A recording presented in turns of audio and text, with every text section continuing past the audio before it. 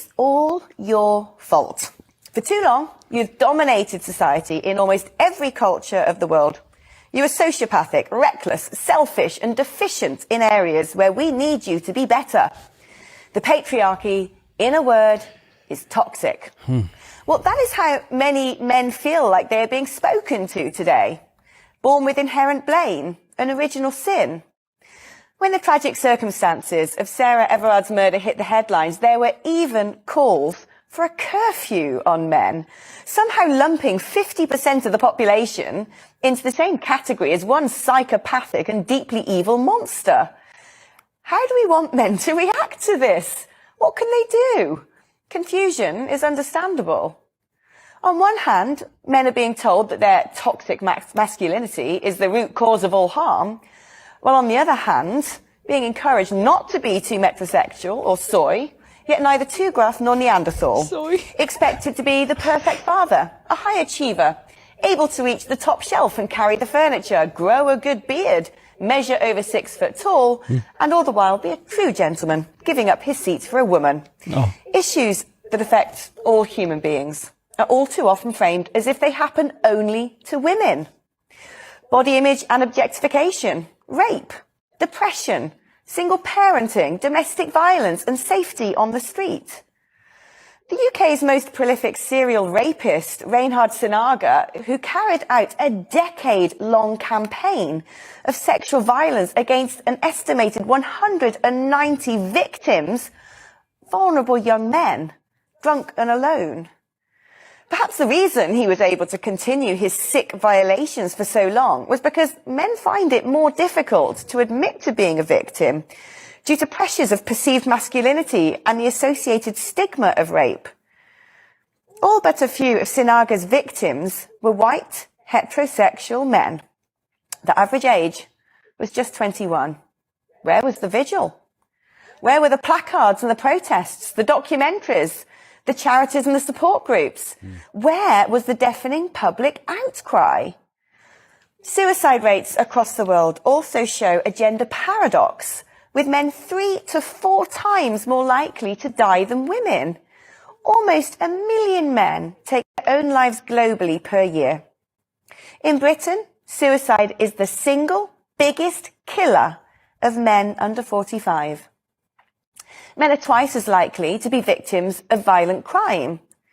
Well, yes, the perpetrators are also more likely to be men, but does that eradicate the plight of those who have suffered? Academically, the attainment gap between girls and boys continues to widen. Recent national curriculum assessments show that almost 3/4 of girls reached expected standards in core subjects, compared to just under 2/3 of boys. When it comes to disadvantaged youths getting sucked into violent gangs, 90% are boys. Does this make men the perpetrators or the victims, or both? Meanwhile, gender dysphoria occurs in 1 in 30,000 males compared to 1 in 100,000 females. Almost 1/3 of men report body image issues, with 1/10 saying they had experienced suicidal thoughts as a result. Yet, objectification is often perceived to be a woman-only problem.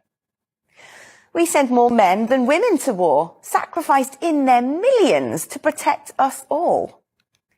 Men are 10 times more likely to be killed at work, often dominating dangerous professions.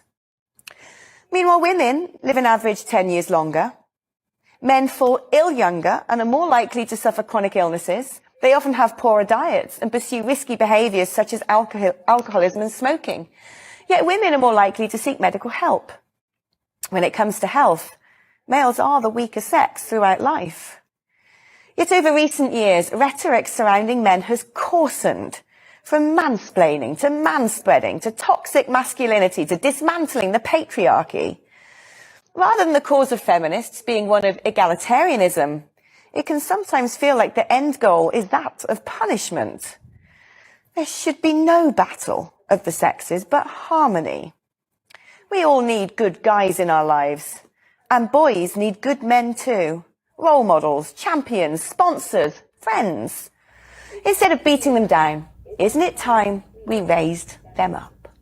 today we really need to talk about our men. It's a long list. Jeez. That's sad, huh? It is. It blows my mind because men are the glue that holds families together. So then we demonize the very base social fabric of society, which is a nuclear family, which is like intertwined like a web that spreads out into the community, into the government, into the business, and everything, right? We've destroyed that, so we get now a society of broken people everywhere. And then we're going to blame the problems on men. You destroyed men's ability to provide for their families. You've destroyed men's ability to be masculine. Just what it is to be a man is under attack today. It's so crazy. You are demonized. You are made to feel like you are evil by birth because you have something in between your legs. And that automatically means you're a predator, that you hurt others. This is the message we're sending our boys. It's so ludicrous that this even got as far as it did. Feminism has morphed into some disgusting gender war, destroy all men movement without like thinking about any of the repercussions to what the future of the children will be when you do this to society, the future of women that cannot hold down men that would love to be in the traditional role, that want to foster a life at home, raise kids. Everything is demonized. The moment you speak up against this so-called feminism today, these are radical terrorists, basically. They beat down on everybody that's not in their little group. And they'll demonize even women today. They've come up with a term. It's no longer mansplaining and manspreading. It's internalized misogyny is the new key word used to deconstruct women of the opposite side's argument, completely swipes them under the rug and makes them get labeled the same as men. Oh, you're just a woman on a man's side now. You're no different than a man. A sellout, essentially. You're a sellout. You're a sellout. You're nothing. Isn't that crazy? And then what happens to some of these feminists, these militant feminists that go on to finally have kids of their own and have their own family and have a boy, for God's sake? What tends to happen? Well, let's find out. Did your being the mother to a son have anything to do with this evolution for you? Because you do take a pretty extreme position on some of these issues. It had everything to do with it, that I'm really concerned about a world in which my son has less opportunity than my daughters. My son has less opportunity to go to college. Women dominate on college campuses. When it was men who dominated college campuses, that was seen as a problem. And now women are outnumbering men on campus, and that's not seen as an issue that needs to be addressed. That concerns me. We were talking about reproductive rights. You know, it's not just about women's right to choose. Every single state in the U.S. allows women a certain amount of time to decide if they wish to parent the child they have given birth to. In North Dakota, they have a full year to decide if they wish to assume legal, moral, financial, social responsibility for that child. If they don't, they simply surrender it and all their obligations end. They're done. You mean they give it up for adoption? Yes, it's called a safe haven law.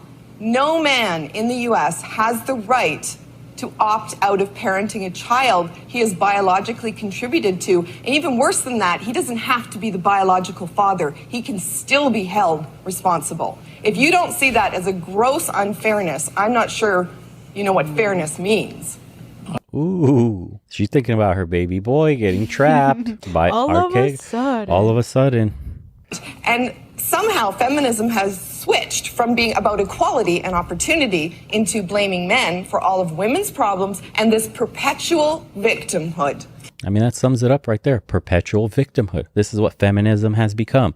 Victimhood. If you get drunk and have sex, it's not your fault. You're a victim. Anything else in society they're trying to push? No, women are not at fault. They're victims. They're victims. It's everybody else's fault but your own. You have no agency over your body. And then women want to be treated on an equal footing with men, right? You want to be respected. You want to have the same responsibilities as men. You want to be able to do the same things as men, but the law and this so-called feminist movement is treating you with kid gloves as an adult. You're not responsible as a woman for anything. So why would any man in society take you seriously? You mean you don't have the cognitive ability to know that you shouldn't get drunk with a stranger, right? Both of you plastered, and then you have sex and you regretted it, and then you want to call that rape and blame the man. And now you've put a law in the books to make that a reality. So you didn't have the cognition required to make that a decision, right?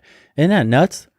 It is nuts because we're always trying to use the most extreme scenarios, right? Like a woman gets drunk and now she calls that rape. But that hurts women in general. Like this woman being unable to take accountability and responsibility for her actions. Like, why are you getting drunk to the point where you don't even know where you are? Right. Like, and that's known as victim blaming now, right? Oh, right. Yeah. But it's like these women that refuse to take accountability and responsibility for their actions hurt women in general. Yeah, I agree because the women that get hurt the most isn't the ones crying fox, isn't the ones that are just trying to cover up for a bad decision so they don't get made fun of at school. It's the women that have actually been assaulted, have been raped, and they're looking at these women making a complete mockery of the protections or just not even afforded taken to them. seriously at all nowadays. Exactly, because the Me Too movement started good and then it became a complete mockery. Then it was like every woman trying to get on the victimhood points scoreboard at the end of Me Too. It was like everybody was trying to claim they were raped some 15, 20 odd years ago with the most ridiculous stories that never amounted to anything. The cops were like, we have no evidence here. The story changed 6 times already. This just sounds weird. It's like women are ruining it for other women because there were a lot of victims in multiple areas of the workforce where powerful men were taking advantage of. But now we can't even take that seriously anymore because the narrative has shifted to like, well, we can't believe them now because every chick wants a payout. Every chick can say whatever she wants. It's nuts. Women have ruined movements for other women. Feminism started off as let's all be equal and then ended up as let's all blame men for everything. It's pretty sad. Sad state of affairs, and it's looking like it's accelerating in that direction.